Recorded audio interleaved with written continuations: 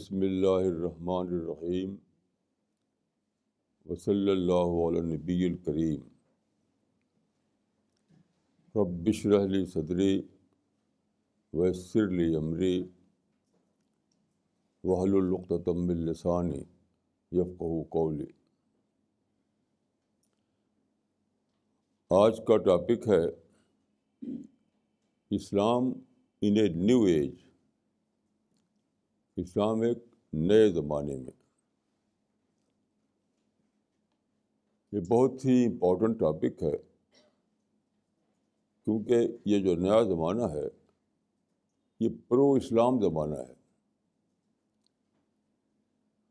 یہ اینٹی اسلام زمانہ نہیں ہے، 100% یہ پرو اسلام زمانہ ہے۔ تو اگر آپ اس کو اس حیثیت سے ڈسکور کریں تو آپ کے لیے یعنی خدا کی بلیسنگ کے سمندر کھل جائیں گے۔ اس لیے بہت ضروری ہے کہ اس پہلو سے مطالعہ کیا جائے۔ دیکھیے، رسول اللہ صلی اللہ علیہ وسلم کی ایک حدیث ہے جو الترمذی میں اور دوسری حدیث کی کئی کتابوں میں آئی ہے۔ اس کے الفاظ یہ ہیں: مثل المؤمن کمثل المطر لا یدری اولہ خیر ام آخرہ۔ میری امت کی مثال بارش جیسی ہے، نہیں معلوم کہ اس کا پہلا حصہ بہتر ہوگا یا دوسرا حصہ۔ دیکھیے، یہ ایک اسلوب ہے کہنے کا، یہ شبہے کی بات نہیں ہے۔ اس کا مطلب ہے کہ اگلا حصہ زیادہ بہتر ہوگا، کیونکہ بارش جب آتی ہے تو شروع میں تو کچھ چیزیں اگتی ہیں، لیکن بعد کو تو بڑی فصل لہلاتی ہے، باغ اور کھیت سب لہلا اٹھتے ہیں۔ تو یہ معلوم بات ہے کہ بارش کا اگلا حصہ زیادہ بہتر ہوتا۔ ایسا کبھی نہیں ہو سکتا کہ بارش کا اگلا حصہ جو ہے زیادہ بہتر نہ ہو۔ تو بارش کی مثال دے کر رسول اللہ صلی اللہ علیہ وسلم نے متعین کر دیا کہ اس امت کا اگلا حصہ زیادہ بہتر ہوگا۔ دیکھیے، یہ امت کی فضیلت نہیں ہے۔ سب سے بڑی بات جاننے کی وہ یہ ہے کہ یہ آیت امت کی فضیلت کو نہیں بتاتی۔ فضیلت کا تصور یاد رکھے اسلام میں اجنبی ہے، یہ تو ایک مبتدعانہ تصور ہے۔ اصل یہ ہے کہ یہ امت یعنی آخری پیغمبر کی امت ہمیشہ کے لیے باقی رہنے والی تھی۔ امت کا مطلب ہے کہ جب دین محفوظ ہو گیا، اس سے پہلے بھی اللہ کی طرف سے کتابیں آئیں لیکن وہ محفوظ نہ رہ سکیں، اس لیے وہ کتابیں بھی ہو گئی غیر مستند، ان آتھینٹک، اور خود اس کے فالورز بھی ان آتھینٹک ہو گئے، وہ نمائندے دین الہی نہیں رہے۔ تو اس امت کے ساتھ اللہ تعالیٰ نے یہ معاملے کیا کہ قرآن کو محفوظ کر دیا، سنت محمدی کو محفوظ کر دیا، ساری باتیں جو دین سے متعلق تھیں وہ سب محفوظ ہو گئیں۔ محفوظ ہونے کی بنا پر یہ ممکن ہوگا کہ یہ کنٹینیو رہے، اگلے دور تک اس کا زمانہ پہنچے۔ اس لیے امت کے لیے ممکن ہوگا کہ بعد کے زمانے کی باؤنڈریز، بعد کے زمانے کی ڈیوائن بلیسنگس اس سے حصے میں آئیں۔ یہ بات ہے، تو فضیلت امت کی بات نہیں ہے بلکہ یہ دور کی بات ہے۔ تو اب ہم اسی نئے دور میں پہنچے ہیں۔ اس نئے دور کے بارے میں حدیثوں میں اور قرآن میں بہت ساری آیتیں اور حدیثیں ہیں۔ ان میں خزانہ ہے، بہت بڑا خزانہ، یعنی بڑی معرفت، ہائر فارم آف ریئلائزیشن۔ بڑی معرفت، بڑی قربت خداوندی، بڑا دعوت اللہ کا کام، ہر چیز زیادہ بڑے پیمانے پر اچیو کرنا ممکن ہو گیا، لیکن مسلمان اس سے قطعاً محروم ہیں۔ کچھ بھی انہیں اس نئے دور میں جو ہائر فارم آف دین خداوندی جو تھا اس کا حصہ انہیں نہیں ملا، کیونکہ انہیں خبر ہی نہیں اس کی۔ وہ تو جانتے ہیں کہ نیا دور دشمن اسلام دور ہے۔ نیا دور ہرگز دشمن اسلام دور نہیں ہے، وہ پرو اسلام دور ہے۔ دیکھیے، میں کئی آیتیں و حدیثیں آپ کے سامنے پیش کروں گا اس بات کو سمجھنے کے لیے۔ اس سے آپ کے اندر بڑی معرفت، بڑی قربت، بڑا دعوتی حوصلہ، قرآن کے نئے نئے معنی، یہ سب کھلیں گے انشاءاللہ۔ تو میں اس کی آپ کو دعوت دیتا ہوں کہ اس پر آپ غور کریں۔ دیکھیے، ایک حدیث ہے جو حدیث کی تقریباً سب کتابوں میں آئی ہے، یعنی بخاری میں، مسلم میں اور دوسری تمام کتابوں میں۔ اس حدیث میں رسول اللہ صلی اللہ علیہ وسلم نے فرمایا کہ الحلال بین والحرام بین وبینہما امور مشتبہات۔ اسلام میں جو حلال ہے وہ بہت ہی واضح ہے، اس طرح حرام جو ہے وہی بہت ہی واضح ہے، یعنی کلیئر ہے۔ ان کے بیچ میں کچھ مشتبہ چیزیں ہیں، مشتبہات یعنی ان کلیئر۔ تو وہ جو ان کلیئر ہے اس میں بہت بڑا سمندر ہے چیزوں کا، لیکن وہ ان کلیئر ہے۔ تو یہ جو ان کلیئر حصہ ہے اس میں کیا باتیں ہیں؟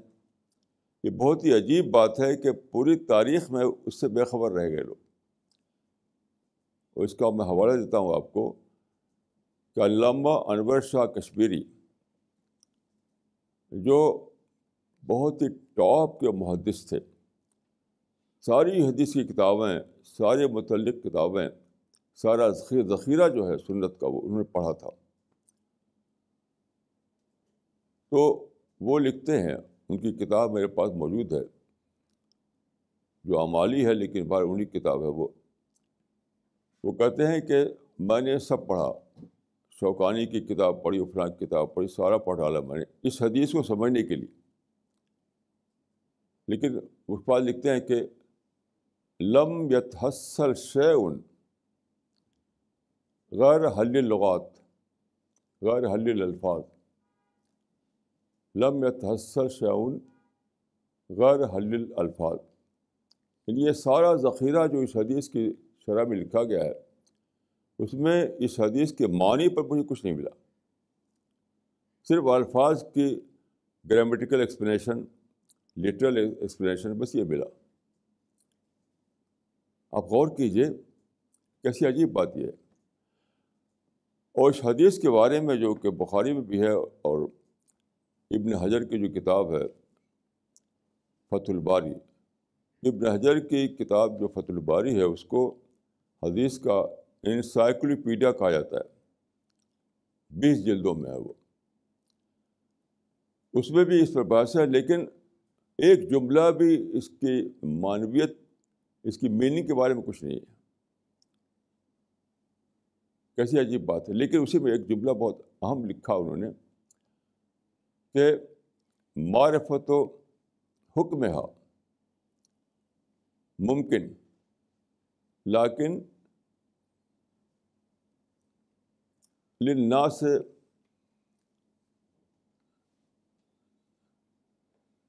معرفت و حکمہا ممکن لیکن کیا ہے، لیکن للقلیل للناس وہم المجتہدون۔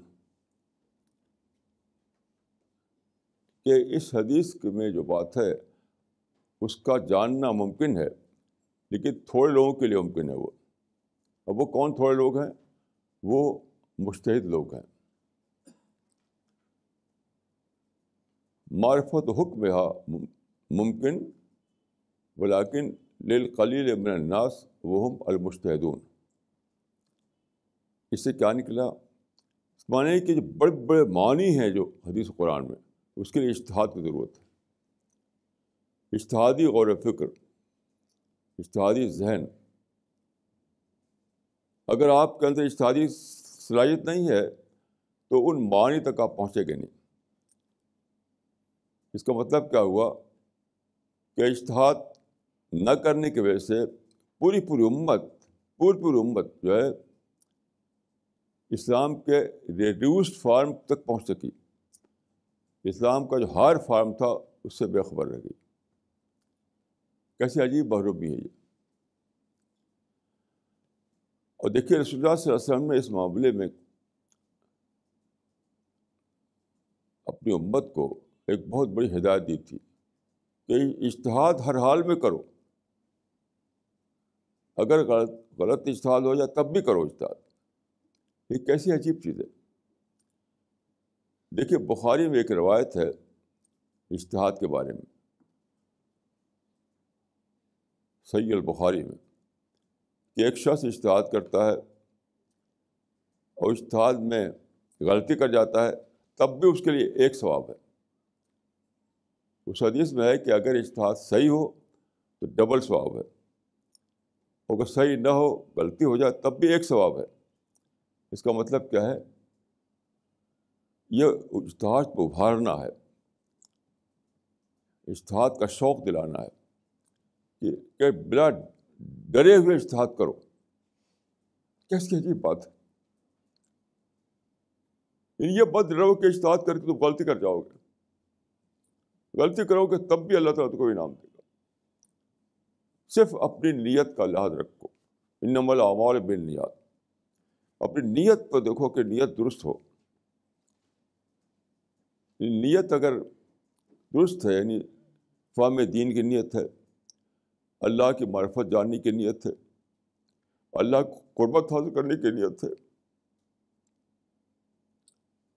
تو خوب اجتہاد کرو. کیسی عجیب بات ہے، کیسی عجیب بات ہے. یعنی یہ نیت تو ہم میں سے ہر ایک کے بس میں ہے. ہر ایک جانتا ہے کہ میری نیت کیا ہے. یعنی پبلسٹی کی نیت ہے، پیسہ کمانے کی نیت ہے،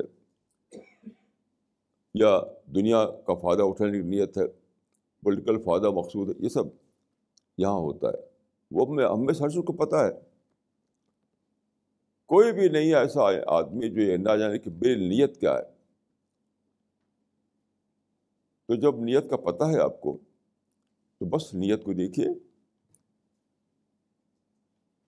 اور نیت کو درست رکھیے. یعنی کوئی بھی دنیوی فائدہ مقصود نہ ہو، کوئی پبلسٹی مقصود نہ ہو، میڈیا میں آنا مقصود نہ ہو، کوئی پیسہ کمانا مقصود نہ ہو، کوئی پولیٹیکل فائدہ مقصود نہ ہو. بس یہاں جائزہ لیجیے. اور جب آپ دیکھیں کہ میرے دل میں سوائے اللہ کی دین تک پہنچنے کے سوا کوئی میرے دل کو نہیں، تو خوب اجتہاد کیجیے. ڈرے بغیر کہ غلطی ہو جائے گی تو پکڑو نہیں، غلطی پر بھی ثواب ملے گا. اللہ تعالیٰ کے رسول اللہ صلی اللہ علیہ وسلم نے دیکھیے کتنا زیادہ آپ کو اس معاملے میں اہمیت دی تھی. کیوں؟ اجتہادی پر مبنی ہے یہ بات کہ آپ کو اعلیٰ معرفت ملے، دین کا اعلیٰ درجہ جو وہاں تک پہنچا، ہائر فارم آف قربت آپ کو حاصل ہو، ہائر فارم آف دعوت آپ کو حاصل ہو. اب میں آپ کو عرض کرنا چاہتا ہوں کہ قرآن حدیث میں دیکھیے کثرت سے ایسی آیتیں اور حدیثیں ہیں جو بتاتی ہیں کہ بعد کے زمانے میں نئے نئے دروازے کھلیں گے. نئے نئے دروازے کھلیں گے.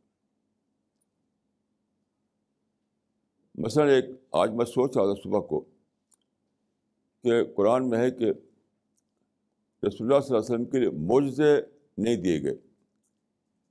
جو لوگ سمجھتے ہیں کہ رسول اللہ کو معجزے دیے گئے وہ خود ساختہ اپنے دماغ سے بولتے ہیں. کیوں قرآن میں صاف صاف ہے وما منعنا ان نرسل بالآیات اللہ الا ان کذب بها الاولون. یہ آیت صاف بتاتی ہے کہ اللہ تعالیٰ نے معجزہ رسول اللہ صلی اللہ علیہ وسلم کو نہیں دیا. یہ نص ایک بالکل نص کے درجے میں.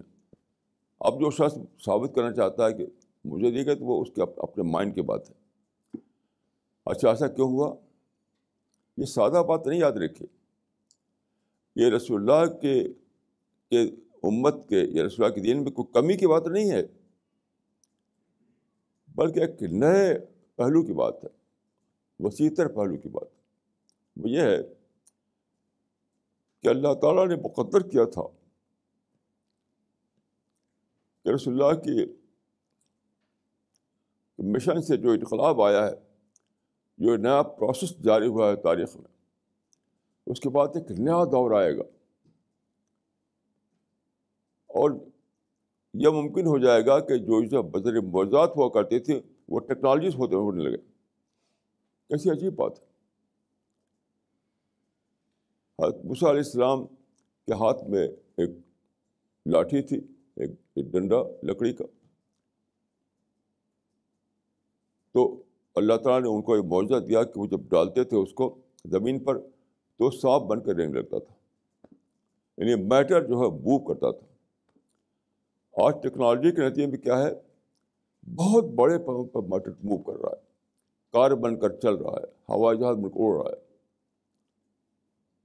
یہ دور آنے والا تھا.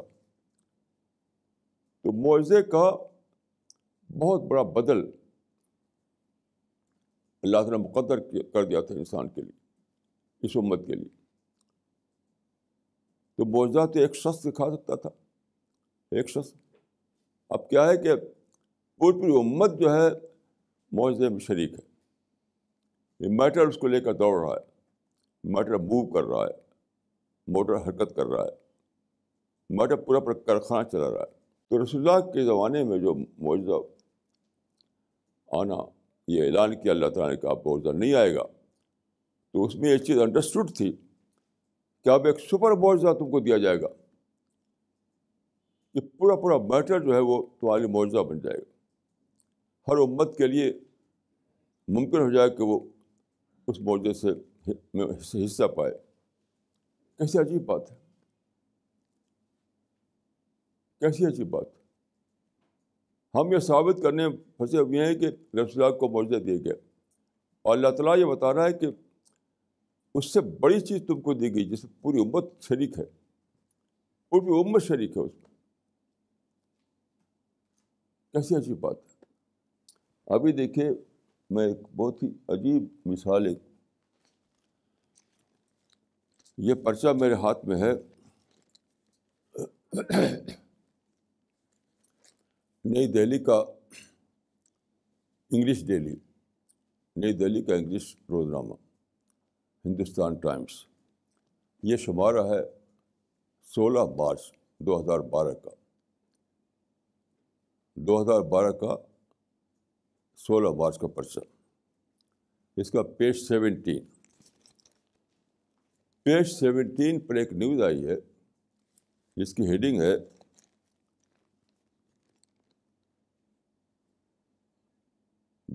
گوگل ارتھ اس کی ہیڈنگ ہے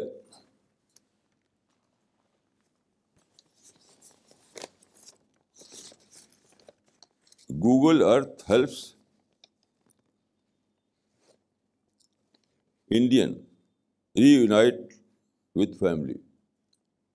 Google Earth helps Indian reunite with family. یہ آپ دیکھیے.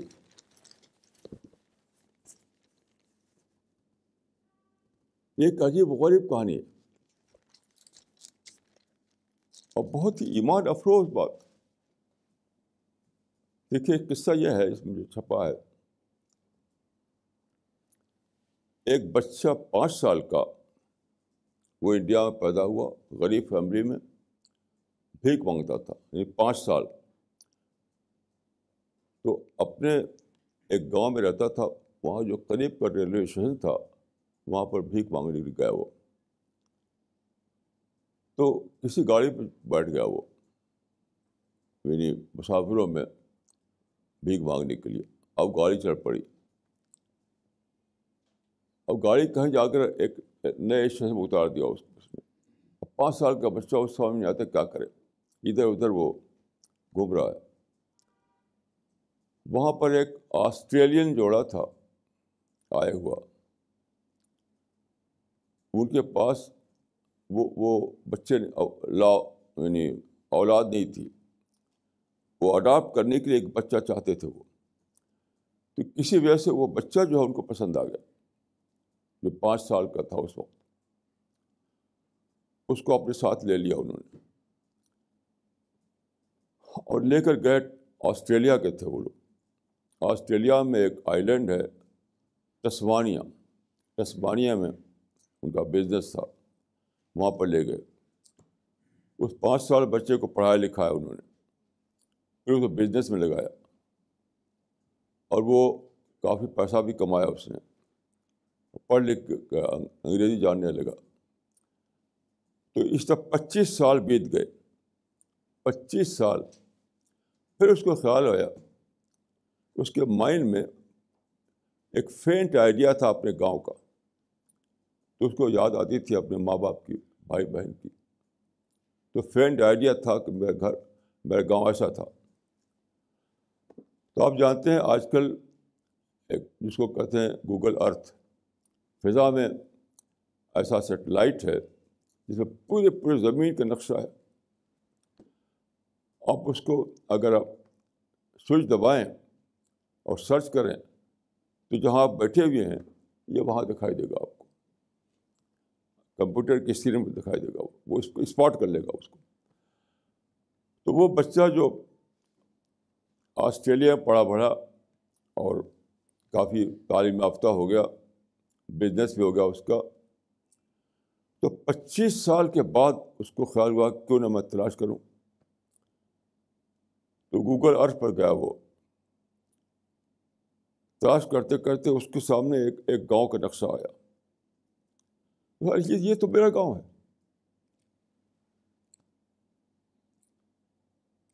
وہ گاؤں تو کھنڈوا کا ایک گاؤں تھا، کھنڈوا کا. یعنی وہ تسمانیہ میں کر رہا ہے، وہ آسٹریلیا میں، اور کھنڈوا کا گاؤں دیکھتا ہے گوگل ارتھ پر. پھر اس نے پتہ کیا. اس کے بعد ہوائی جہاز سے وہاں سے آیا، اپنے ماں باپ سے ملا. یہ قصہ ہوا. اب دیکھیے، اب میں آپ کو دوسرا قصہ بتاتا ہوں. بخاری اور مسلم میں یہ روایت ہے کہ رسول اللہ صلی اللہ علیہ وسلم کو جب وہ واقعہ ہوا جس کو قرآن میں اسراء کہا گیا ہے، اور عام تو اس کو معراج کہتے ہیں. لفظ معراج دیکھیے قرآن میں نہیں ہے. عام طور پر معراج کہا جاتا ہے اس کو، لیکن قرآن میں لفظ اسراء ہے. یعنی مکہ کے آخری زمانے کا واقعہ ہے. مکہ سے آپ یروشلم گئے اور راتوں رات واپس بھی آئے. اسراء کے معنی ہوتے ہیں راتوں رات جانا، راتوں رات سفر کرنا. تو رسول اللہ صلی اللہ علیہ وسلم کو اللہ تعالیٰ نے ایک سفر کروایا رات کو. میں مانتا ہوں اس پر بڑا بحث ہے کہ وہ روحانی تھا کہ جسمانی تھا. میں مانتا ہوں کہ جسمانی تھا. میں اس کو جسمانی مانتا ہوں. تو لیکن وہ ایک بہت ہی تھوڑے ٹائم میں ہوا تھا، شاید ایک مومنٹ میں ہوا تھا. اس وقت ٹائم اینڈ اسپیس کا ختم کر دیا تھا اللہ تعالیٰ نے فرق. تو رسول اللہ صلی اللہ علیہ وسلم نے صبح کو اعلان بتایا کہ آج راتوں رات میں گیا یروشلم اور وہاں سے واپس آیا. تو مکہ کے لوگ نعوذ باللہ مذاق اڑانے لگے. دیکھو اب ان کا عجیب غریب باتیں کر رہے ہیں. تو صحیحین میں یہ روایت ہے کہ اس زمانے میں ایک آدمی جو کہ سفر کرتے تھے، یہ مکہ کے لوگ، ایک زمانے گیا تھا یروشلم ایک شخص، اور لوٹا تھا یروشلم سے. یہ طے ہوا کہ وہ آدمی پوچھے کہ آپ نے دیکھا کیا دیکھا، یعنی اس کی ایسٹ میں کیا ہے، ویسٹ میں کیا ہے، ادھر کیا ہے ادھر کیا ہے، وہ سب پوچھے وہ، اور آپ بتائیں. تو وہ تصدیق کرے کہ ہاں ایسا ہے وہاں پر. تو وہ آدمی بلایا گیا رسول اللہ صلی اللہ علیہ وسلم سے، وہ پوچھنے لگا. تو وہاں یہ ہے کہ جبریل نے وہ پورا نقشہ یروشلم کا، جس کو ہم آج کہتے ہیں مسجد اقصیٰ، وہ پورا نقشہ جبریل نے سامنے کر دیا. تو وہ آدمی پوچھتا جاتا تھا، رسول اللہ بتاتے جاتے تھے. تب یقین کر لیا لوگوں نے کہ ہاں ایسا واقعہ ہوا ہے. اب اس کو کمپیئر کیجیے آپ. دیکھیے مکہ سے یروشلم کا فاصلہ جو ہے تقریباً 1300 کلومیٹر ہے، اور تسمانیہ سے کھڈوا کا فاصلہ 10,000، تقریباً 10,300 کلومیٹر، یعنی 10 گنا زیادہ. مکہ سے یروشلم کا فاصلہ تقریباً 1300 کلومیٹر، اور تسمانیہ سے کھڈوا کا فاصلہ تقریباً 10,300 کلومیٹر. آپ غور کیجیے، وہی واقعہ تو ہوا، وہی واقعہ تو ہوا جو مکہ میں ہوا تھا. وہ وہاں ہوا تھا بذریعہ میریکل، یہاں ہوا بذریعہ ٹیکنالوجی. یہ ہے پیشین گوئی قرآن و حدیث میں کہ یہ دور آنے والا ہے.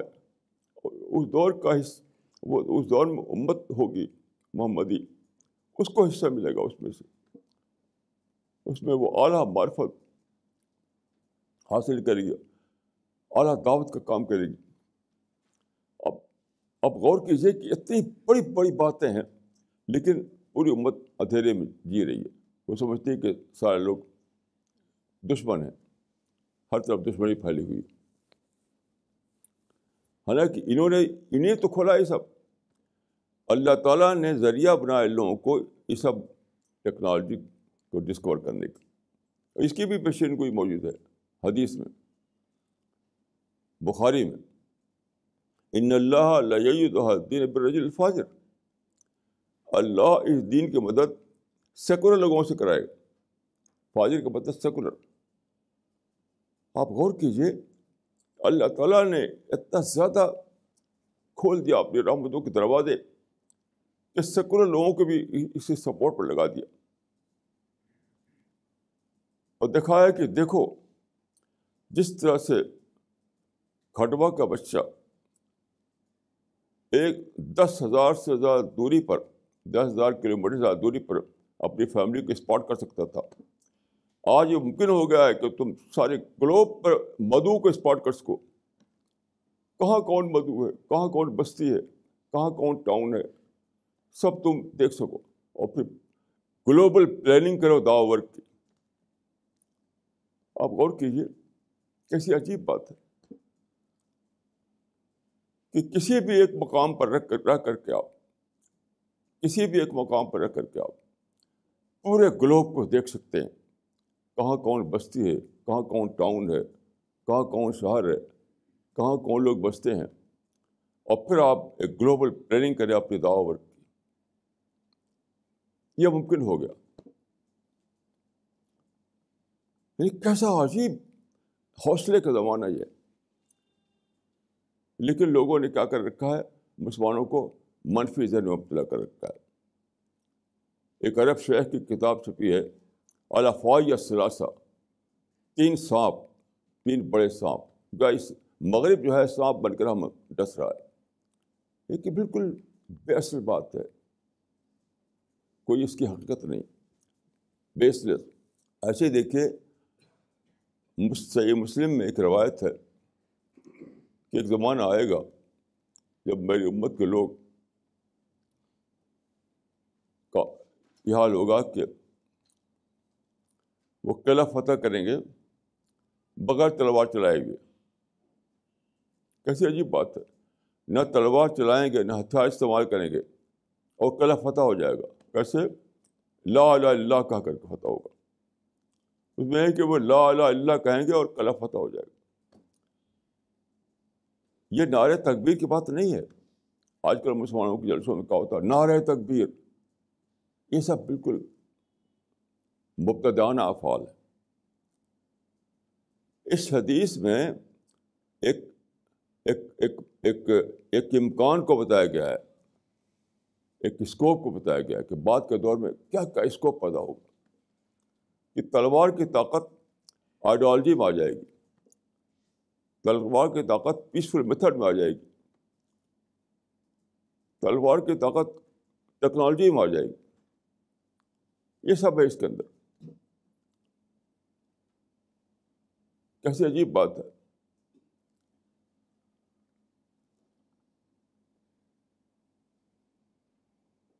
یہ ساری چیزیں حدیثوں میں قرآن میں موجود ہیں.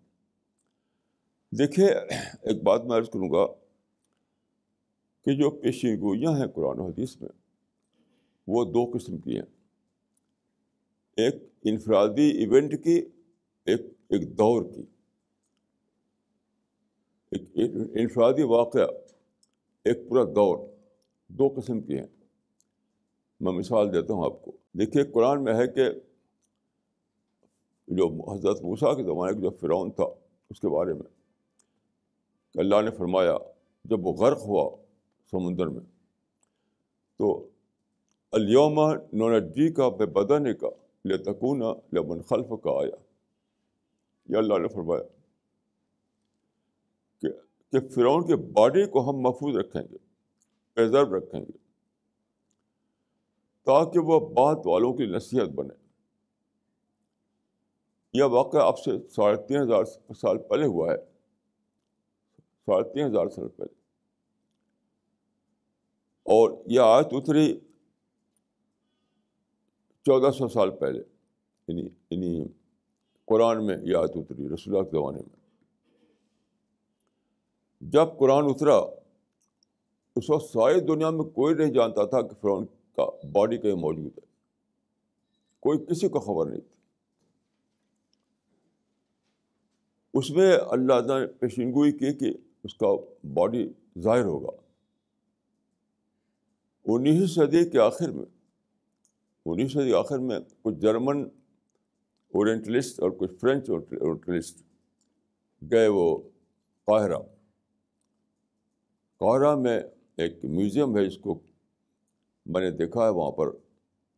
وہاں پر قاہرہ کے باہر ڈیزرٹ ہے، بہت سارے پیرامڈ وہاں پر ہیں، اہرام، وہ بھی میں نے دیکھا ہے.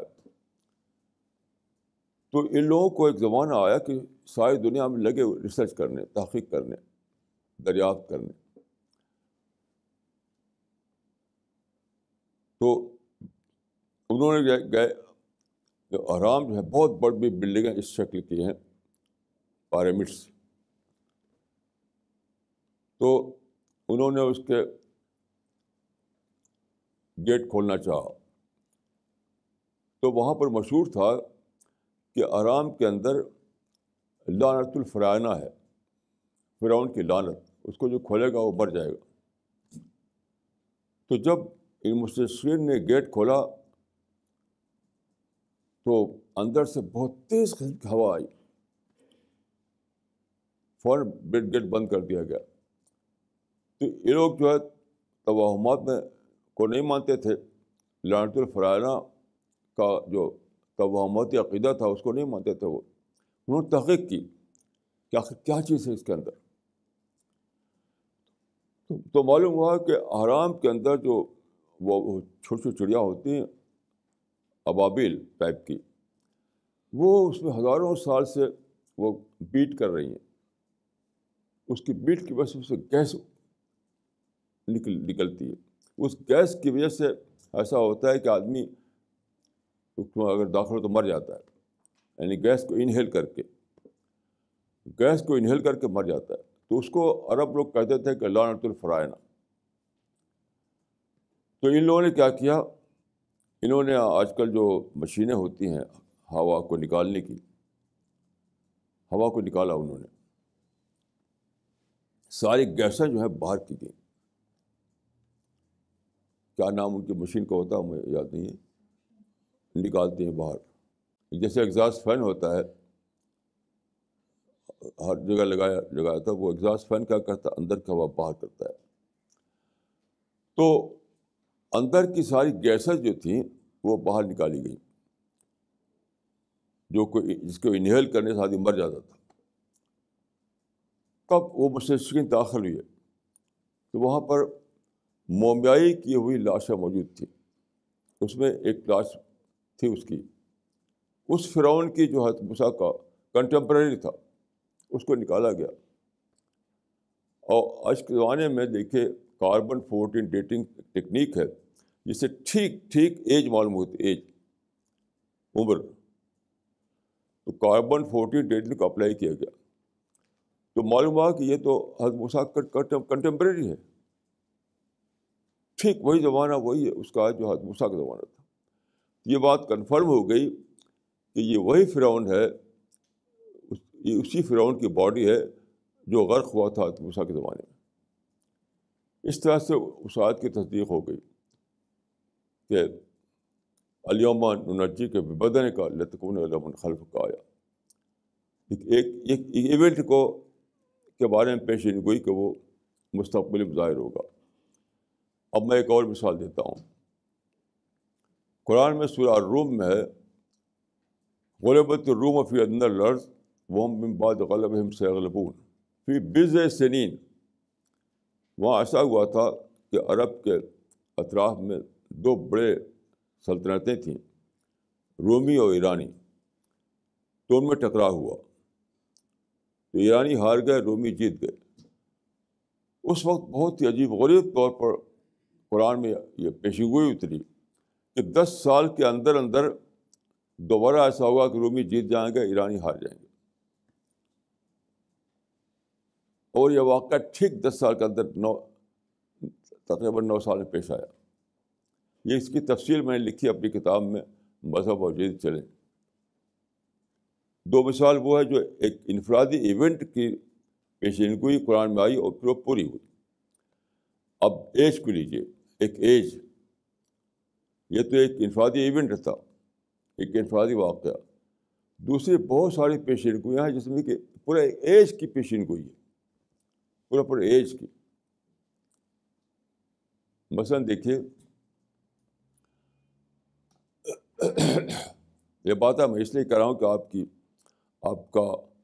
آپ کی معرفت بڑھے، ہائر فارم آف معرفت آپ کو حاصل ہو، دعوتی شوق بڑھے، آپ کا اللہ سے قربت کا جذبہ اور زیادہ ہو، دین کو ری ڈسکور کریں آپ، اور یہ جھوٹی نفرتیں پھیلی اس کو ختم کر دیں آپ. انسان کی محبت بھی جینا سیکھیں. یہ سب جھوٹی نفرتیں ہیں کہ افواہی ہیں. افواہی نہیں ہیں، وہ مؤیدین ہیں. وہ جن کو آپ افواہی کہتے ہیں وہ مؤیدین ہیں. وہ تو قرآن میں ہے، دیکھیے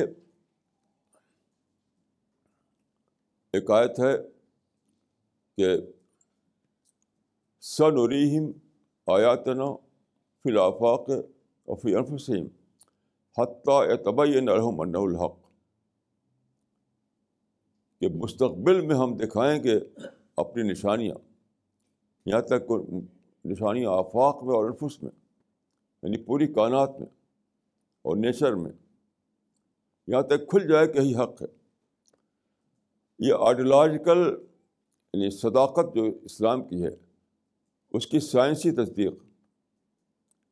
جب اسلام دنیا میں آیا تو اس وقت صرف روایتی ڈھنگ کے دلائل پر قائم ہوتے تھے، روایتی ڈھنگ کے دلائل. اب جو نیا دور آیا نیوٹن کے بعد پچھلے 300 سال کے اندر، اس میں یہ ممکن ہو گیا کہ اسلام کی صداقت کو سائنسی سطح پر مدلل کیا جا سکے. یہ اس کی پیشین گوئی ہے. اس میں آپ غور کیجیے کہ کیسی عجیب بات ہے کہ 7ویں صدی عیسوی میں، جب کہ کوئی سائنس کا کوئی وجود بھی نہیں تھا، کوئی نہیں جانتا تھا کہ مستقبل کیا ہونے والا ہے، اس وقت اللہ تعالیٰ نے فرمایا، کیونکہ اللہ تعالیٰ عالم الغیب ہے، عالم الغیب ہے. تو یہ مطلب ہے اس حدیث کا جو ہے کہ میری امت کا اگلا حصہ اس کا زیادہ خیر اس کے حصے میں آئے گا. یہ فضیلت کی بات نہیں ہے، انہی چیزوں کی بات ہے. اس امت کی کنٹینیوٹی پہنچے گی اس زمانے تک جب یہ ساری باتیں ظاہر ہوگی، ٹیکنیکل باتیں. اسی طرح سے اور کئی چیزیں ہیں جس کو میں، وہ اجتہادی رائے میری ہے، لیکن میں اس میں کوئی خطرے کی بات نہیں کہ میں ایسا اجتہاد کروں. مثال کے طور پر دیکھیے، قرآن میں جو ہے یہ آیت، حتیٰ اذا فتحت یاجوج و ماجوج وہم من کل حدب ینسلون، اس کے اندر ہم سمجھتا ہوں گلوبل موبلائزیشن کی پیشگوئی کی گئی. بعد کے زمانے میں گلوب کے لیول پر، پوری ارض کے لیول پر لوگ آئیں گے جائیں گے ادھر ادھر، اس کی پیشگوئی اس کے اندر. حتیٰ اذا فتحت یاجوج و ماجوج وہم من کل حدب ینسلون، تمام دروازے کھل جائیں گے، تمام رکاوٹیں دور ہو جائیں گی، لوگ خوب یہاں جائیں گے وہاں جائیں گے. یہ ہے گلوبل موبلائزیشن. ابھی ہمارے ساتھی مسٹر رجت ملہوترا گئے تھے سنگاپور، وہاں پر ان کو موراکو کا ایک مسلمان ملے، مسٹر شرف. ان سے انہوں نے کہا کہ بھائی آپ قرآن پھیلائیے موراکو میں. تو انہوں نے کہا کہ وہاں تو سب مسلمان ہیں. کہا کہ نہیں، آپ کے یہاں تو ٹورسٹ بہت آتے ہیں. تو اس موراکو کے مسلمان نے کہا کہ ہم تو زیادہ ٹورسٹ آنا بند ہو جائے، یعنی ٹورسٹ کو آنا بند ہو جائے، ٹورسٹ نہ آئے ہمارے یہاں، کیونکہ یہ تو دشمن ملکوں کے لوگ ہوتے ہیں. اب بتائیے، اللہ تعالیٰ نے ان کو کھولا، مطلب مدعو کے آپ کے گھر بھیج دیا. یعنی پہلے مدعو کے پاس دائی آیا کرتا تھا، اب مدعو خود دائی کے پاس آ رہا ہے. کتنی عجیب بات ہے. تو آپ کو خوش ہونا چاہیے، خوب دینا چاہیے ان کو قرآن اور اسلامی کتابیں. لیکن اللہ کے اسکیم کو نہ جاننے کی وجہ سے کیا ہے، اس کو دشمن سمجھے ہوئے ہیں. جب مسٹر رجت نے ان کو سمجھایا کہ بھئی یہ تو مدعو ہیں جو آپ کے گھر خود آ رہے ہیں، تو ان کو دیجیے قرآن، ان کو دیجیے اسلامی کتابیں. تو خیر وہ سمجھ گیا، بہت خوش ہوا. اس کا کہ میں اس اینگل سے میں نہیں دکھاتے چیزوں کو. یہ بات وہیں کی بات نہیں ہے. اب جتنے مسلم ممالک ہیں، ہر جگہ بہت بڑی تعداد میں ٹورسٹ آتے ہیں. یعنی عراق میں اور افغانستان میں اور مصر میں، لبنان میں، شام میں، فلسطین میں، کشمیر میں، خود انڈیا میں بہت زیادہ ٹورسٹ آتے ہیں. لیکن مسلمان ان کو دیکھتے ہیں دشمن کے روپ میں. یعنی اللہ تعالیٰ نے کھول دیا دروازے کہ لوگ خوب ادھر ادھر جائیں. یعنی مدعو خود دائی کے پاس پہنچے اور مسلمانوں کے موقع ملے سب کو اللہ کے دین پہنچائیں وہ. لیکن ہم نے کیا کر رکھا ہے، ان کو ڈب کر رکھا ہے. یعنی یہ کانسپریٹر ہیں، یہ دشمن ہیں. یہ بالکل بیس لیس باتیں، اللہ کی اسکیم سے بے خبری کا نتیجہ. تو کیوں؟ اس کی وجہ ہے کہ اجتہادی نظریہ نہیں، اجتہادانہ سوچ نہیں، کہ آپ سوچ سکیں کہ یہ دشمن نہیں ہے، یہ تو مدعو ہیں. اس بات کو جاننے کے لیے آپ کے مجتہدانہ نظر درکار ہے، مجتہدانہ نظر. ایسے ہی میں عرض کروں گا کہ میں ایک اجتہادی میری رائے ہے یہ، اور چونکہ حدیث میں ہے کہ اجتہادی غلطی کا جا تب بھی یعنی نیت درست ہے تو اس پر ثواب ملے گا. اس لیے میں کہتا ہوں کہ جو رسول اللہ صلی اللہ علیہ وسلم کو جو اسرا ہوئی تھی، جو اپنے سفر فرمایا تھا مکہ سے یروشلم کا، اس میں ایک آیت ہے، لِنُرِیَهُ مِنْ آیَاتِنَا سبحان الذی اسریٰ بعبدہ لیلا من المسجد الحرام الی المسجد الاقصی. التی بارکنا حولہ لنریہ من آیاتنا، تاکہ ہم دکھائیں اپنی نشانیاں. تو میرا ماننا یہ کہ نشانیاں یروشلم میں نہیں تھیں، خود سفر نشانی تھی. یہ جو نشانی کا لفظ ہے کہ اپنے نشانی دکھانے کے لیے، تو اس کا مطلب نہیں کہ یروشلم میں کوئی نشانی تھی جس کو دکھانا مقصود تھا. نہیں، خود یہ سفر نشانی تھی. یہ تیز رفتار سفر کرایا گیا رسول اللہ صلی اللہ علیہ وسلم کو. جیسا کہ میں نے بتایا کہ مکے سے یروشلم کا فاصلہ تقریباً 1300 کلومیٹر ہے. وہ آپ کو بہت ہی کم وقت میں سفر کرایا گیا. یہ ایک اشارہ تھا علامتی طور پر کہ ایک نیا دور آنے والا ہے، جبکہ دور کے اسفار نہایت تمہارے قریب کے بن جائیں گے. ایسی سواریاں وجود میں آ جائیں گی، موٹر، ہوائی جہاز اور کمیونیکیشن، کہ پوری دنیا ایک گلوبل ولیج بن جائے گی. تو جس طرح رسول اللہ صلی اللہ علیہ وسلم نے سفر کیا تھا مکہ سے یروشلم کا، پوری امت کے لیے اللہ نے راستہ کھول دیا کہ سارے عالم میں سفر کرنا ہے. وہ اسی طریقے سے تیز رفتار سفر، یہ اس کی پیشین گوئی تھی علامتی طور پر. اب غور کیجیے کہ یہ جب میں سوچتا ہوں تو میرا حوصلہ کتنا بڑھ جاتا ہے کہ اللہ تعالیٰ نے سمندری موقع کھول دیا ہمارے لیے. تو یہ میں اس کو فضیلت کا واقعہ نہیں سمجھتا. اس کو میں سمجھتا ہوں کہ اللہ تعالیٰ نے مستقبل کے امکانات کو رسول اللہ کے ایک واقعے کے ذریعے دکھایا ہمیں. یہ فضیلت نہیں تھی، مستقبل کے امکانات تھے جو رسول اللہ صلی اللہ علیہ وسلم کو دکھائے گئے اس شکل میں. یہ ساری باتیں حدیثوں میں ہیں، قرآن میں ہیں، لیکن جو ابن حجر نے جو لکھا ہے کہ مجتہد یعنی اجتہادی نظر درکار ہے اس کی معنویت کو سمجھنے کے لیے، تو وہ مفقود ہو گئی ہمارے اندر سے. اجتہادی نظر مفقود ہو گئی. اس وجہ سے ہم یہ سارے بڑے بڑے جو معنی چھپے ہوئے ہیں اس سے بے خبر ہیں. اب پہ جو اپرچونیٹیز کھلی ہیں ان اپرچونیٹیز کو اویل نہیں کر پاتے. انارمس اپرچونیٹیز، اوشیانک اپرچونیٹیز کھول دی اللہ تعالیٰ نے. ہمیں چاہیے تھا ہم دوڑیں اس کو اویل کرنے کے لیے، اس کو اویل کرنے کے لیے دوڑیں. لیکن کیونکہ اجتہادی ذہن نہیں ہے، مجتہدانہ نظر نہیں ہے، اس وجہ سے ہم اس سے بے خبر ہیں. ساری دنیا میں مسلمان جی رہے ہیں کہ اس میں مایوسی میں، شکایت میں، کمپلین میں، نفرت میں، جھوٹی لڑائیوں میں. حالانکہ یہ وقت آ گیا تھا کہ مکمل معنوں میں آپ پازیٹیو تھنکر بنیں، محبت میں جینے والے بنیں، حوصلے میں جینے والے بنیں، عالمی حوصلے میں جینے والے بنیں. کیسی عجیب بات ہے.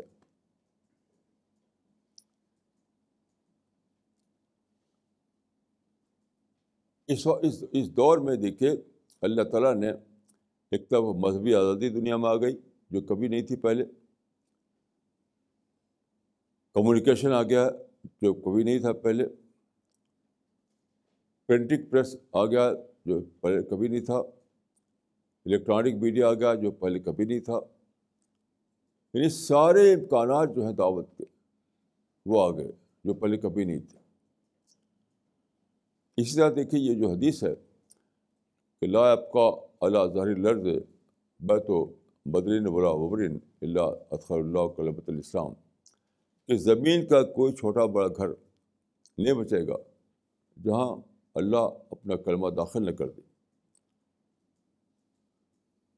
اس کا مطلب یہ نہیں کہ فرشتہ آ کے داخل کریں گے، نہیں، کمر ایسے مواقع کھول دے اللہ تعالیٰ جس سے کہ قرآن کے حاملین اس کو ساری دنیا میں پہنچا سکیں، حاملین دین اسلام. یہ اس میں مواقع کا اشارہ ہے، مواقع کا. یہ نہیں کہ فرشتے آ کر یہ کام کریں گے، یعنی عالمی دعوت کے مواقع کھلنا، اس کا اشارہ اس کے اندر ہے. آپ غور کیجیے کیسی عجیب غریب چیزیں ہیں قرآن حدیث میں. یعنی پورے مستقبل جو بات کا ہے اس کی پوری پیشین گوئی پیش کی پہلے بتا دیے گئے. کل میں سوچ رہا تھا ایک حدیث اس میں ہے کہ ایک زمانہ آئے گا جب کہ ترل اورات الحفاظ یتطاولون فی البنیان. کیسی عجیب بات ہے. تم دیکھو گے کہ ننگے بھوکے بڑے بڑے مکانات بنائیں گے, یعنی ملٹی اسٹوری بلڈنگ. آج وہی تو ہے. یعنی اکانومی جو ہے اس کا ڈیسینٹرلائزیشن ہو گیا. پہلے ایگریکلچر ہی کا نام تھا اقتصادیات, اکانومی صرف ایگریکلچر ذریعہ تھی آمدنی کی. اب بزنس اور انڈسٹری نے ہر ایک کے لیے امکان کھول دیا. سب پیسہ کماتے ہیں, پیسہ کما کر بڑی بڑی بلڈنگیں بناتے ہیں. تو اس حدیث میں بتایا کہ جو لوگ یعنی جن کے پیروں میں جوتے نہیں ہوتے تھے, بدن پہ کپڑے نہیں ہوتے تھے, ایک نیا دور آئے گا کہ جب وہ کمائیاں کریں گے, ملٹی اسٹوری بلڈنگ کھڑی کریں گے. یہ سب مستقبل کے امکانات کی باتیں تھیں جو آئی ہیں حدیثوں میں.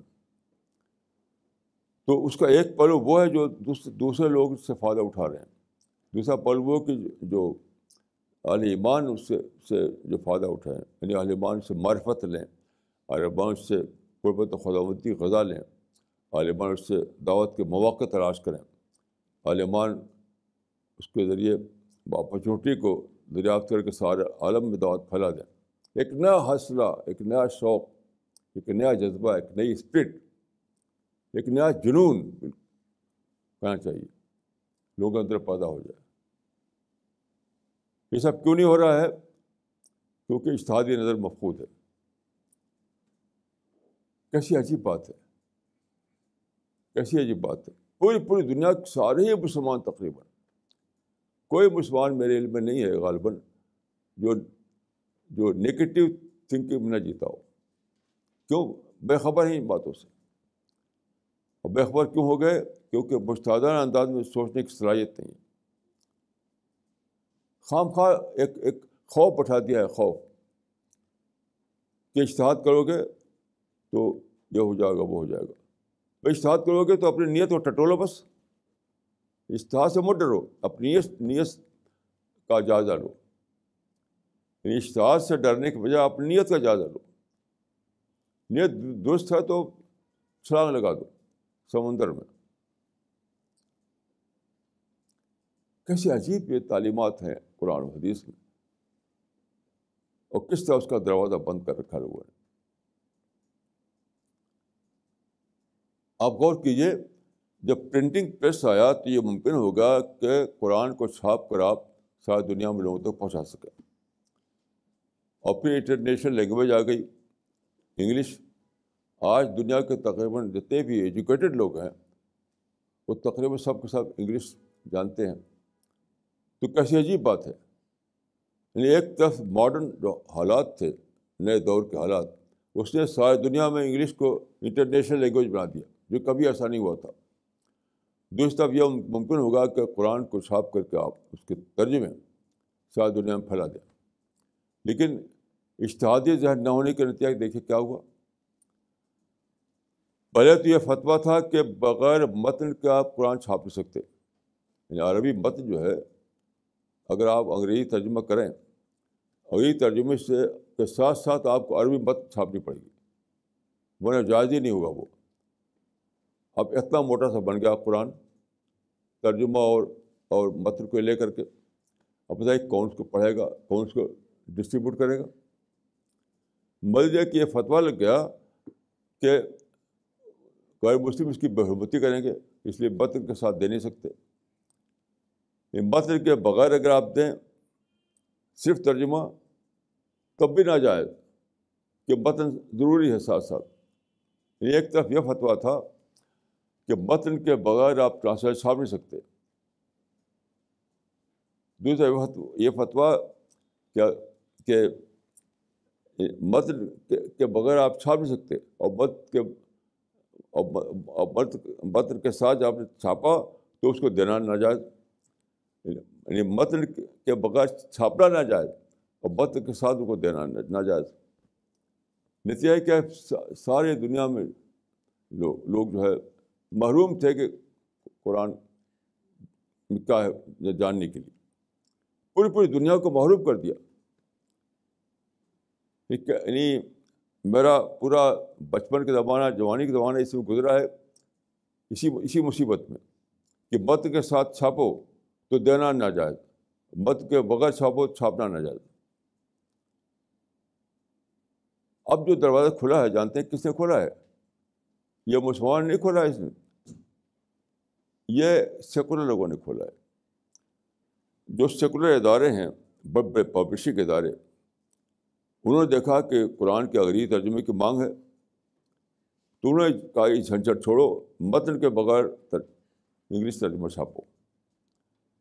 تو بڑے جو انٹرنیشنل پبلشنگ کے ادارے ہیں، انہوں نے چھاپا سب سے پہلے ٹیکسٹ کے بغیر انگلش ٹرانسلیشن، وہ لگے پھیلانے. اب مسلمان بھی تھوڑا بہت آگے بڑھے ہیں. کیسی عجیب بات ہے. یعنی اللہ تعالیٰ پرنٹنگ پریس لایا تاکہ چھاپ کر لوگوں کو پہنچائیں. دنیا میں ٹورزم آیا تاکہ لوگ خود آ کر کے لیں. لیکن ٹورسٹوں کا آپ نے دشمن ڈکلیئر کر دیا اور پرنٹنگ پریس سے فائدہ اٹھائے تو وہ بھی ناجائز بنا دیا. یہ سب کس لیے ہے؟ اسی لیے کہ اجتہادی ذہن نہیں، مجتہدانہ سوچ نہیں، بالکل تقلیدی سوچ، روایتی سوچ، ایک بند سوچ میں مسلمان پڑے ہوئے ہیں.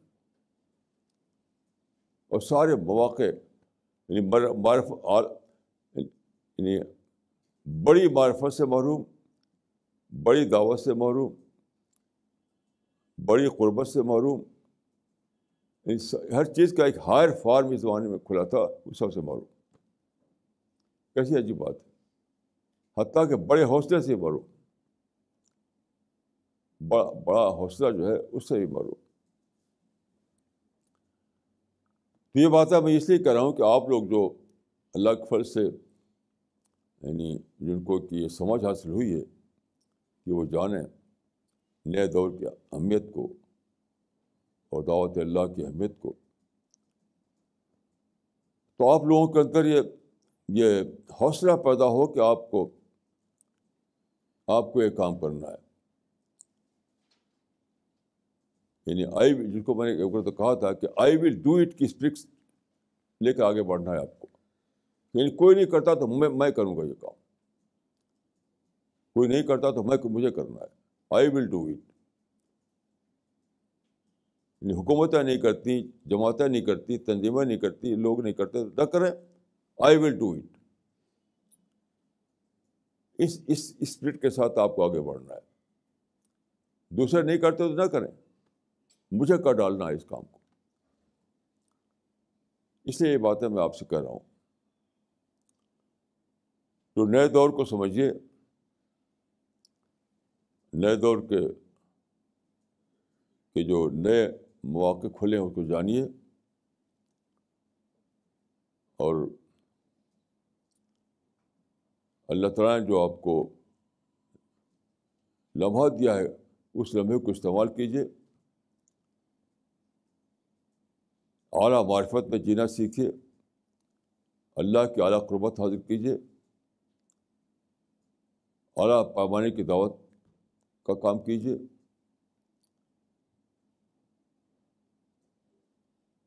اعلیٰ سطح کے دیندار بنیے. مایوسی کو ختم کر دیجیے، نگیٹو تھنکنگ کو ختم کر دیجیے، شکایت کے ذہن کو ختم کر دیجیے. پورے معنوں میں پازیٹیو تھنکر بن جائیے.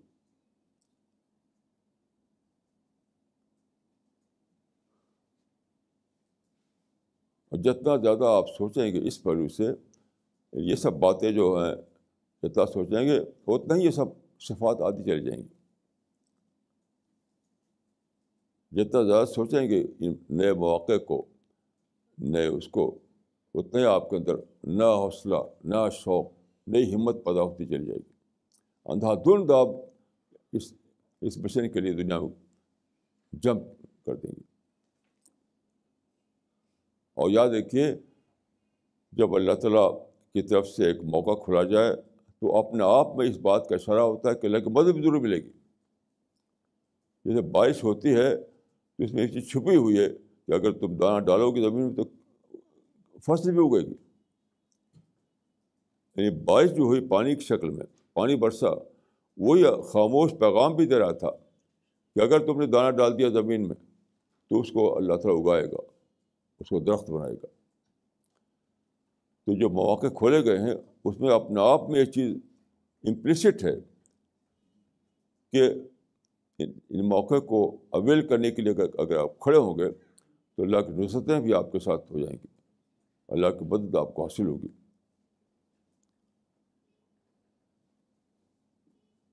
میں دعا کرتا ہوں کہ اللہ تعالیٰ مجھ کو اور آپ کو توفیق دے، ہم کو دنیا میں معرفت اور دعوت میں حصہ دار بنائے اور آخرت میں ہم کو جنت میں داخل کرے. اقول قولی ھذا واستغفر اللہ لی ولکم اجمعین.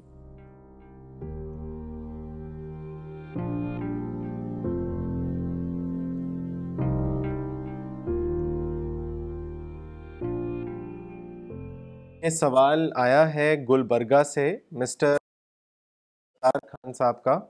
انہوں نے لکھا ہے کہ قرآن کی آیت جس کا ترجمہ یہ ہے کہ خوب یقین جانو کہ تم سب لوگ اللہ کے پاس جمع ہونے والے ہیں، اس آیت کو کس طرح اپنی عملی زندگی میں؟ بس سوچیے، میں تو روز سوچتا ہوں. سوچنے سے آدمی یعنی یونیسکو کا ایک ہے ڈکٹم، وائلنس بگنس فرام مائنڈ، کہ تشدد ذہن سے شروع ہوتا ہے. تو میں کہوں کہ ہر چیز ذہن سے شروع ہوتی ہے. جو کچھ آپ چاہتے ہیں اسی کے لیے سوچیں.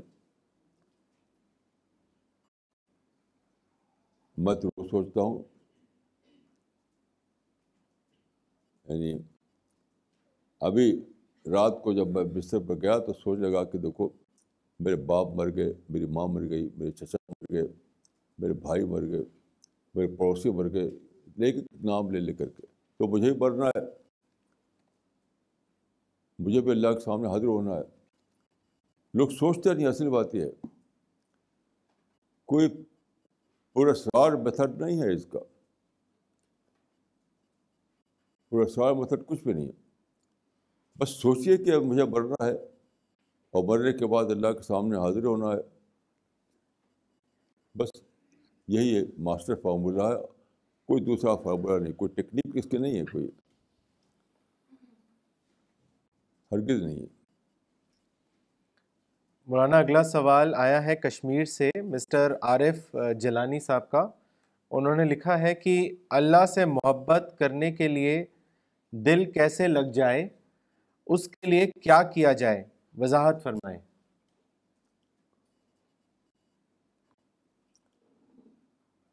اصل میں لوگ چاہتے ہیں کہ اللہ سے محبت بھی کریں اور دوسروں کو محبت بھی جاری رہیں. سیکریفائز کرنا چاہتے نہیں، تب اس لیے سوالات کرتے ہیں. اگر آپ کو اللہ سے محبت کرنا ہے اور محبت کا جو انعام ہے وہ لینا ہے تو دوسری محبت کو چھوڑنا پڑے گا آپ کو. مادی محبت، فیملی کی محبت، بیٹا بیٹی کی محبت، جاب کی محبت، بزنس کی محبت، چاہتے ہیں کہ لوگ وہ بھی محبتیں جاری رہیں اور ساتھ ساتھ یعنی خدا کی محبت بھی مل جائے. یہ تو ممکن نہیں ہے. یا تو ایسی بات نہ کیجیے، بات کرتے ہیں اس کے لیے جو پرائز ہے دیجیے اس کی پرائز یہی ہے کہ دوسری محبتیں چھوڑنی پڑے گی.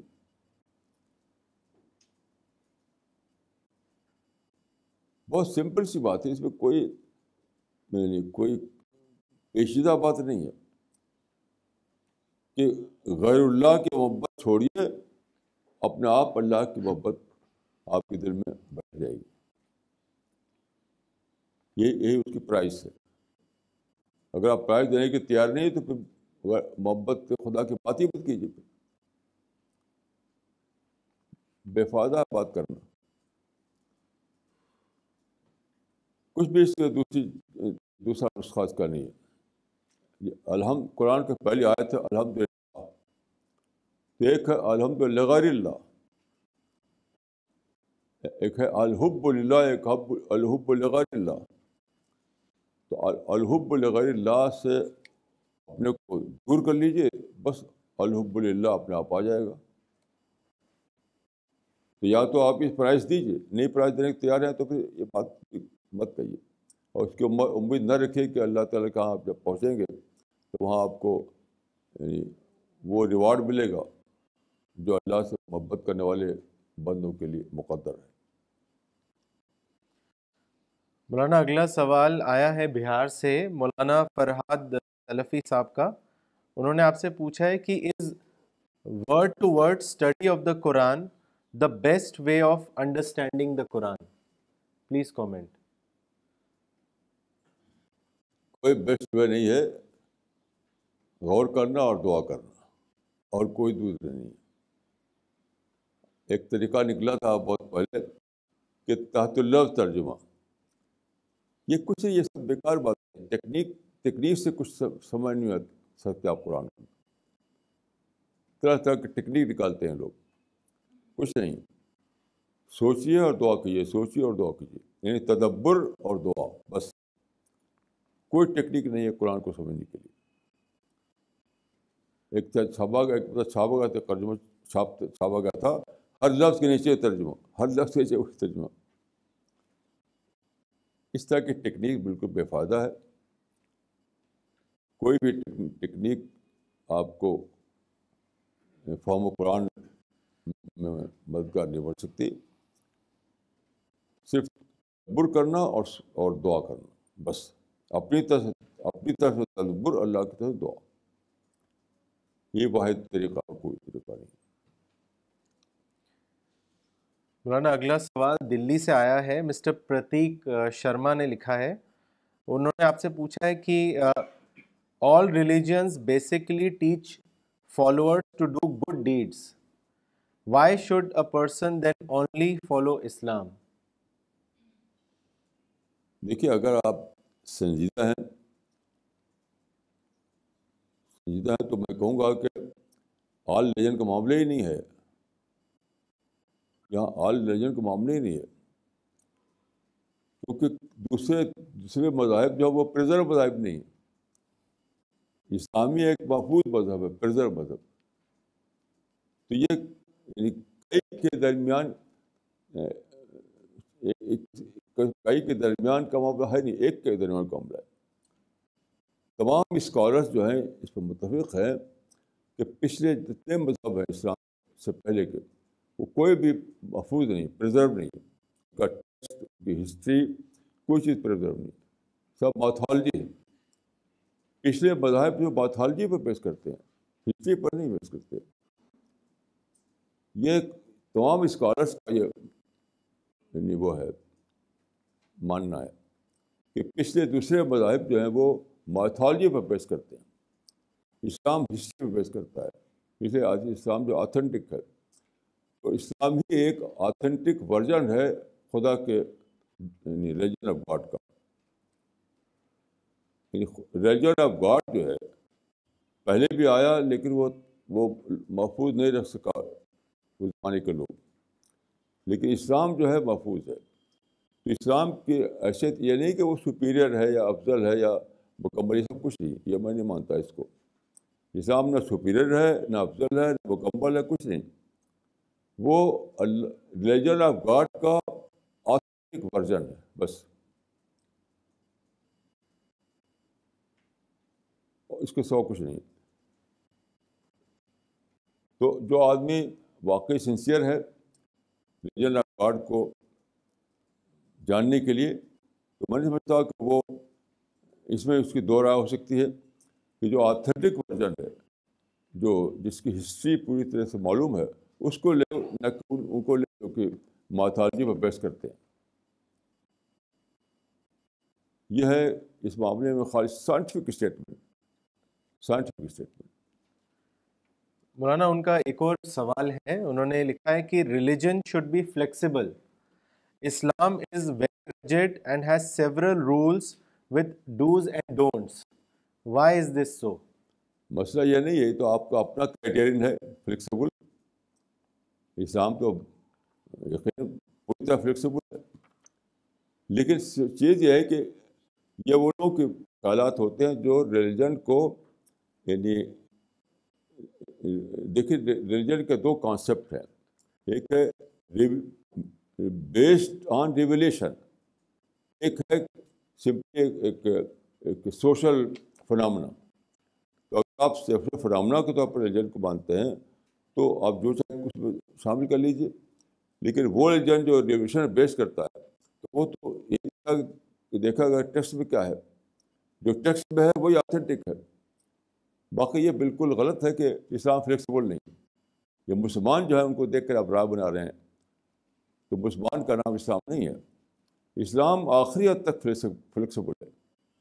اس زیادہ فلیکسیبل تو کوئی بھی مذہب نہیں ہے میرے تجربے کے مطابق. دوسرے مذاہب میں تو بالکل ہی نہیں فلیکسیبلٹی ہے. اسلام میں آخری حد تک فلیکسیبلٹی ہے.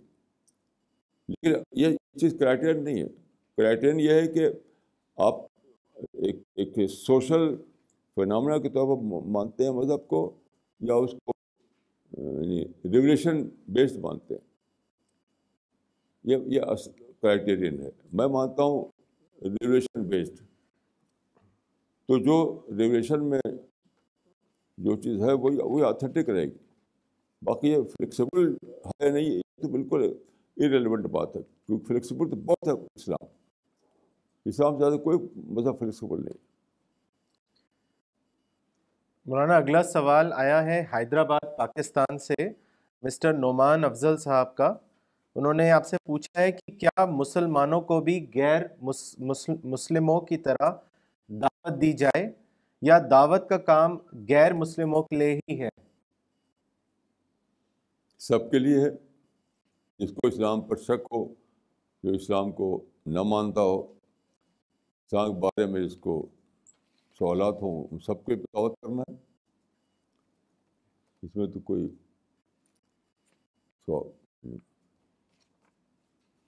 اختلاف کی بات نہیں. جی مولانا اگلا سوال ہے دلی سے مولانا ذکوان ندوی صاحب کا. انہوں نے لکھا ہے Kindly explain this Quranic verse which is in chapter 25, verse number 54, where it is said, "It is God who has created human beings from water, and God has granted them the ties of blood as well as marriage."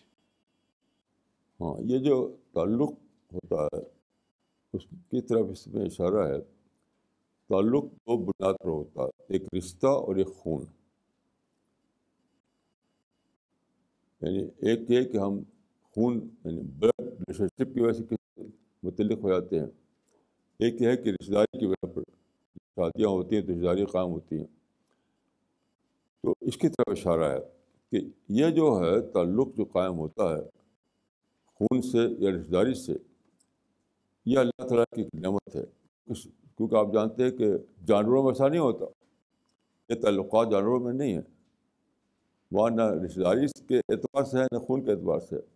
ہر جانور الگ الگ رہتا ہے. تو ایک دوسرے کو محبت نہیں، ایک دوسرے کی خیرخواہی نہیں، حیوانوں میں بات نہیں پائی جاتی.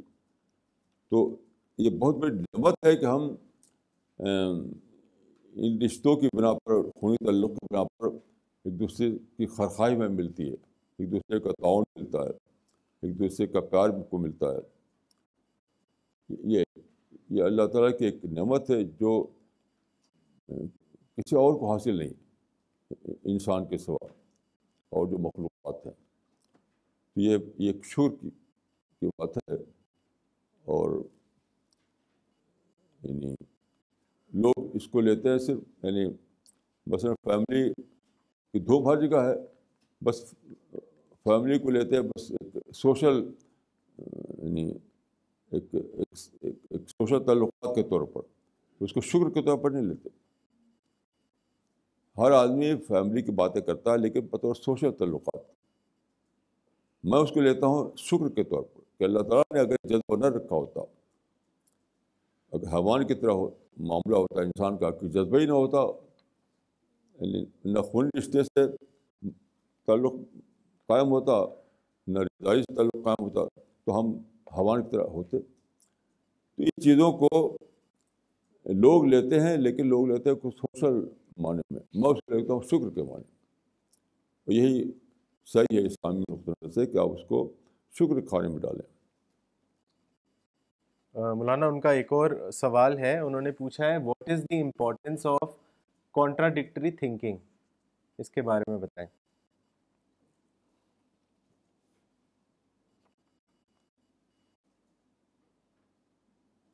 یہ تو ایک بہت ہی وہ پیچیدہ سوال ہے. بہرحال کا مقصد میں یہ کہوں گا کہ عام طور پر تنقید سے کرٹیسزم سے لوگ غصہ ہوتے ہیں، اور کوئی کرٹیسائز کیا جائے کسی پر تو وہ سمجھتے ہیں کہ اپنے کو بڑا سمجھتا ہے آدمی. یہ عام یعنی سوچ لوگوں کی ہے کہ آپ نے کرٹیسائز کیا کسی کے اوپر، چاہے وہ کتنے ہی دلیل کے ساتھ ہو، سائنٹیفک ہو، بہت ریشنل ہو، لیکن وہ سمجھے کہ اپنے کو سپیریئر سمجھتا ہو.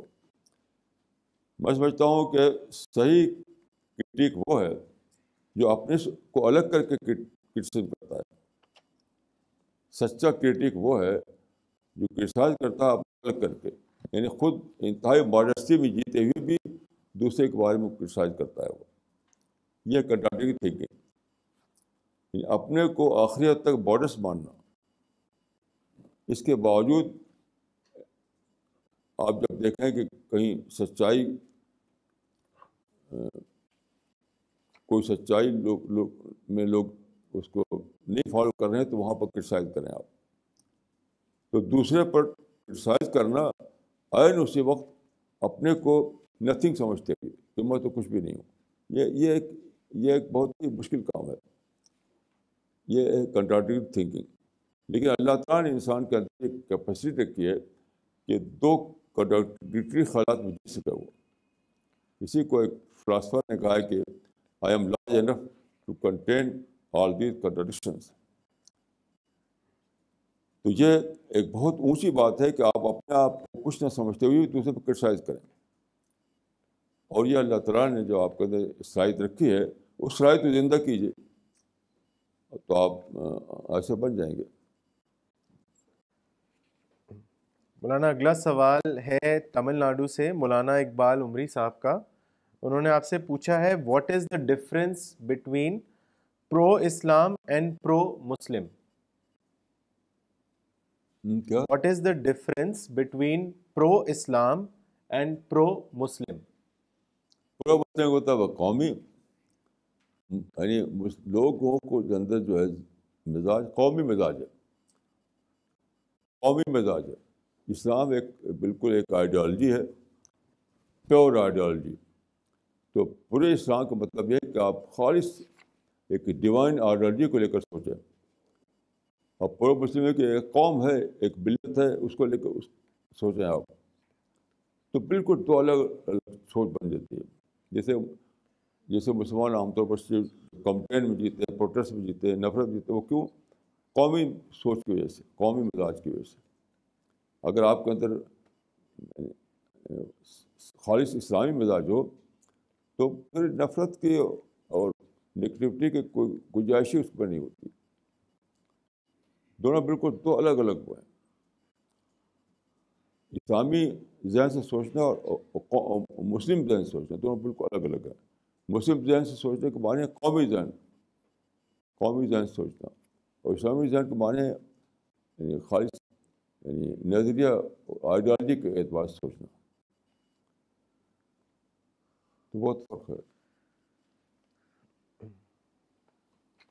مولانا ان کا ایک اور سوال ہے. انہوں نے آپ سے پوچھا ہے کہ ایک قرآن کی آیت کو واضح کرنے کے لیے جس میں یہ کہا گیا ہے کنتم خیرا امتن اخرجت للناس، اس کا کیا مطلب ہے؟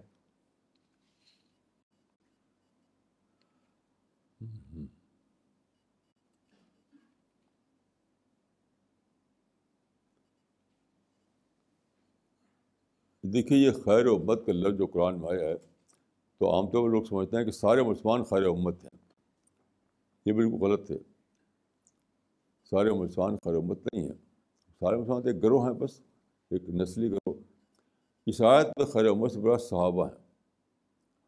صحابہ یعنی جو اللہ کے رسول کی صحبت میں جن کی ٹریننگ ہوئی تھی، جن کے اندر ایک انقلاب آیا تھا، جو یعنی اپنے قول و عمل کے اعتبار سے اللہ کے دین پر قائم ہوئے تھے، وہ مراد ہیں اس سے. یہ کوئی قوم نہیں مراد ہے جو مسلمانوں کی قوم ہے بس سارے خیر امت ہیں، ایسا کچھ بھی نہیں.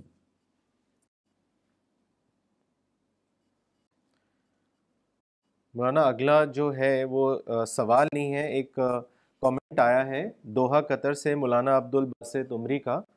انہوں نے لکھا ہے، مولانا اجتہاد کا مفہوم آج تک مبہم اور غیر واضح تھا. آج کی تقریر سے پہلی بار اجتہاد کا صحیح مفہوم سمجھ میں آیا، سورج کی طرح واضح کہ اصل چیز نیت کو دیکھنا نہیں، نیت اگر درست ہے تو پھر کچھ بھی ڈرنے کی بات نہیں.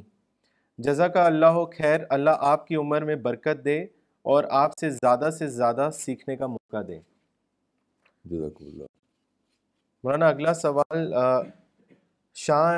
مسٹر شاہ عمران حسن کا ہے دلی سے. انہوں نے لکھا ہے، سلمان رشدی نے انڈیا میں آ کر مسلمانوں کے جذبات کو مجروح کیا ہے، اس بارے میں آپ کی کیا رائے ہے؟ کیا آپ ان کو اپنی کلاس میں بلانا چاہیں گے، جبکہ کہا جاتا ہے کہ وہ مسلمان اور اسلام کے دشمن ہیں؟ کوئی دشمن نہیں ہوتا، ہم ہر ایک کو بدو سمجھتے ہیں. یہ نظریہ غلط ہے کہ وہ دشمن ہے، وہ کانسپریٹر ہے. یہ سب بالکل اسلامی سوچ نہیں ہے، یہ قومی سوچ ہے، قومی. ہم ہر انسان کو مدعو سمجھتے ہیں، ہر انسان کو چاہتے ہیں کہ اللہ کا پیغام اس کو پہنچایا جائے، اور کچھ نہیں. باقی کون کیا ہے وہ اللہ جانے، وہ قیامت فیصلہ اس کا ہوگا.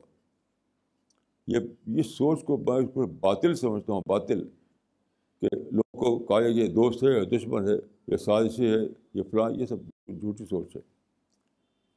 بس دو ہی تقسیم ہے، دائی اور بدو، اور کوئی تیسری سوچ، تیسری کیٹیگری ہے نہیں. تو ہم نہ کسی کی نفرت کرنے کو جائز سمجھتے، نہ کسی کو دشمن کہا جائے، اس کو بھی جائز نہیں سمجھتے. اس کو سب کے لیے خیر خواہی، سب کے لیے دعا، سب کو انسان سمجھنا، سب کو اللہ کا پیغام پہنچانا، یہ ہے صحیح اسلامی مزاج. اور یہ ہم چاہتے ہیں کہ ہمارے ساتھیوں میں یہ مزاج آئے. مولانا اگلا سوال دلی سے ہے مس پروین سلطانہ کا. انہوں نے آپ سے پوچھا ہے، مولانا is there any difference of status اور رینک اور any thing among the Syeds, Sheikhs, Pathans, Ansaris اور ملک اکارڈنگ ٹو دا حدیث؟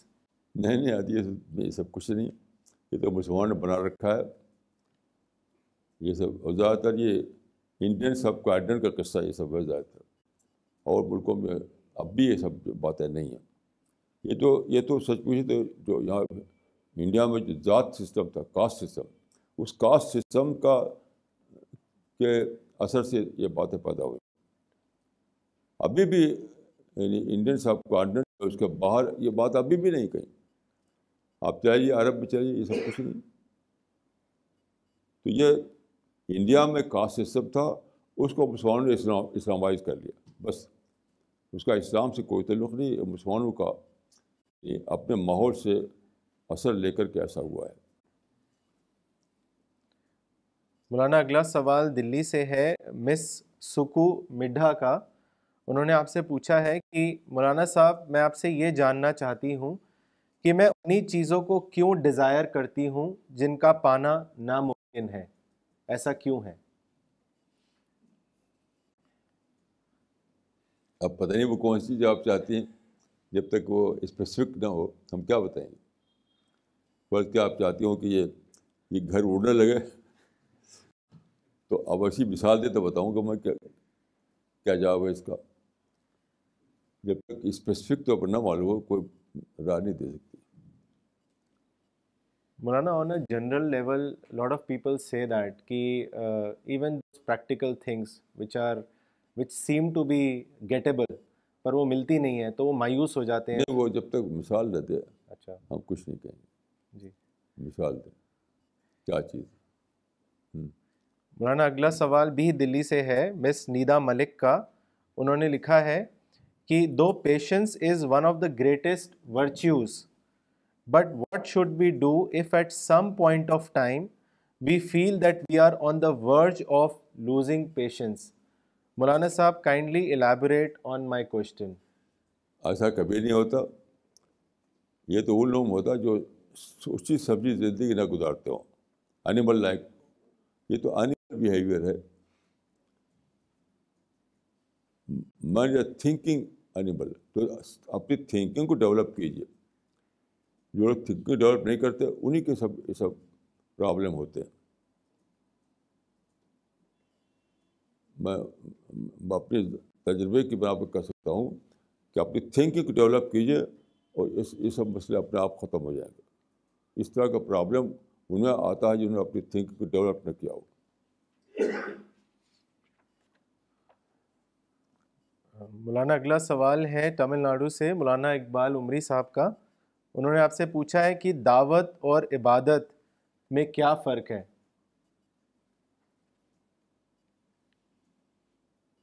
عبادت تو ہر آدمی کا فرض ہے.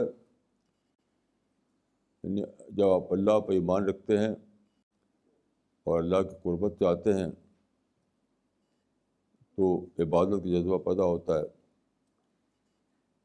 تو جو کہتے ہیں صلۃ العبد بربہ، اس کے تحت جو کام کیا جاتا ہے اس کو ہم عبادت کہتے ہیں. اور دعوت جو ہے دوسروں تک اللہ کا پیغام پہنچانا. کیونکہ یہ کہہ سکتے ہیں کہ عبادت ایک ذاتی سطح پر اللہ کے دین کو اختیار کرنے کا نام ہے، اور دعوت دوسروں کی سطح پر اللہ کے دین کو پہنچانے کا نام ہے. ایک انٹرنل ہے، ایک ایکسٹرنل ہے. یہ فرق ہے. مولانا اگلا سوال دلی سے ہے مسٹر رماکانت سوامی، جنہوں نے آپ سے پوچھا ہے کہ how can I become the son of the great God. Son of the great God. بھائی ہم تو نہیں جانتے کہ آپ بیٹے بنے اللہ کے. یہ تو کرسچن عقیدہ ہے. ہم تو مانتے ہیں کہ اللہ کی باتوں کو ماننے والے بنے. اللہ کے سن کا یہ سنشپ کا جو کانسیپٹ ہے وہ تو کرسچن کانسیپٹ ہے. اس کو تو ہم نہیں مانتے. ہم تو ہم غلط سمجھتے ہیں. اللہ کوئی بیٹا نہیں، کوئی اللہ کا باپ نہیں اور کوئی اللہ کا بیٹا نہیں. ہم سب اللہ کے کریچر ہیں، پیدا کیے ہوئے ہیں. کریچر ہونے کے ناطے ہمیں اللہ کی باتوں کو فالو کرنا ہے. یہ ہم مانتے ہیں کہ سنشپ کا جو عقیدہ ہے وہ تو کرسچن عقیدہ ہے جو حضرت مسیح کا دیا ہوا نہیں ہے. یعنی ابھی بھی یہ حضرت مسیح کی جو طرف جو منسوب ہے، جو بائبل، جو انجیل، اس ابھی بھی یہ بات نہیں. یہ تو چرچ کا عقیدہ ہے. سچ پوچھے تو کرسچینٹی کا بھی نہیں، چرچ کا عقیدہ ہے جو سینٹ پال نے نکالا. تو ہم اس کو صحیح نہیں سمجھتے. مولانا دلی سے مس امیتا پشپیندرا نے آپ سے سوال کیا ہے. وہ آپ سے پوچھ رہی ہیں کہ where can we go to find God if we can not see him. کیا چیز دیکھتا ہے آدمی؟ کچھ نہیں. اپنے کو دیکھتے ہیں، آپ اپنے باپ کو دیکھتے ہیں، اپنے ماں کو دیکھتے ہیں.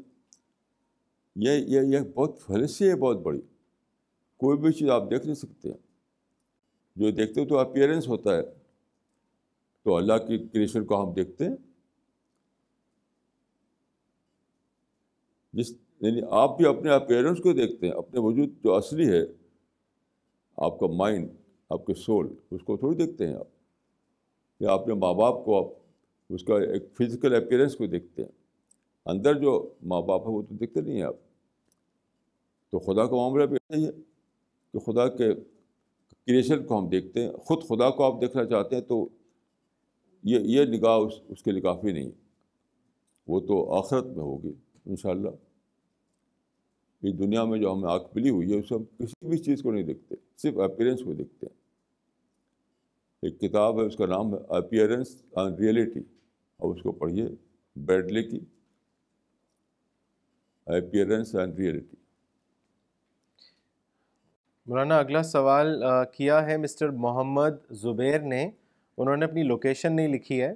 انہوں نے آپ سے پوچھا ہے کہ مولانا صاحب, I don't want to get angry, kindly suggest me measures on the basis of prophet's sayings. کیا مطلب؟ کہ میں غصہ نہیں ہونا چاہتا, پروفٹ کی سیئنگ سے آپ مجھے کوئی بتائیں فارمولا جس سے میرے کو غصہ نہ آئے. فارمولا کیا بھائی, جب غصہ آئے تو آپ اس کو مائنس کیجیے. کوئی بھی سیریس فارمولا تو ہے نہیں. اپنی سوچ کو ایکٹیویٹ کیجیے. ایموشن کو ایکٹیویٹ کرنے لگتے ہیں, غصہ آتے ہی فوراً ایموشن بڑک اٹھتے ہیں. نہیں, آپ کو غصہ آئے تو آپ اپنی سوچ کو ایکٹیویٹ کیجیے. جو کہتے ہیں you have to learn the art of anger management. Simple formula, you have to learn the art of anger management. بس یہی فارمولا ہے, اور کوئی فارمولا نہیں. مولانا یہ سوال آیا ہے ڈاکٹر فریدہ خانم کا دلی سے. انہوں نے لکھا ہے, why is it that Muslims do not understand that if someone like Salman Rushdie has done something wrong, he needs all the more attention from us to reform him, to set his thinking right. By hating a person, we distance that person further from the right thinking, from the truth. Please explain. اصل میں اس زمانے میں کچھ ایسے حالات پیدا ہوئے کہ مسلمان جو ہے نفرت میں مبتلا ہو گئے.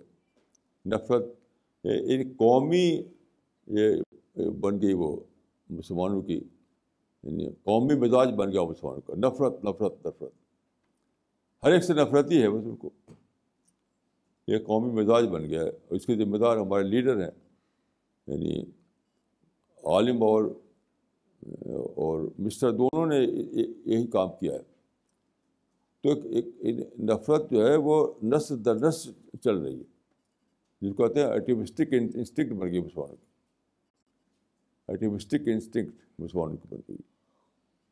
تو اب اس کو ختم کرنے کے لیے ہمیں جڑ سے چلنا پڑے گا, اور یعنی اس مزاج کو ختم کرنا پڑے گا جو مزاج نسل در نسل بنتا چلا آ رہا ہے. اسی کا ہم کوشش کر رہے ہیں انشاءاللہ. اور جو لوگ یہاں آتے ہیں برابر ہمارے کلاس میں, ان میں انشاءاللہ یہ باتیں نہیں ہوتی ہیں. جو ہمارے لٹریچر پڑھتا ہے, جو برابر کلاس میں آتا ہے, وہ اس کو ہیٹ سے مطلب نہیں ہے, وہ پازیٹیو تھنکنگ سے مطلب ہوتا ہے اس کو. تو میں سمجھتا ہوں کہ زیادہ سے زیادہ کتابیں پڑھائی جائیں, یہی حل ہے اس کا. مولانا اگلا سوال مسٹر ادریس کا ہے رائے پور سے. انہوں نے لکھا ہے, Maulana Sahab, there is a new trend in mask to use loud speakers for doing dua. This disturbs other people living near the mask area. Maulana Sahab, what would be your advise about the use of loud speakers in mask?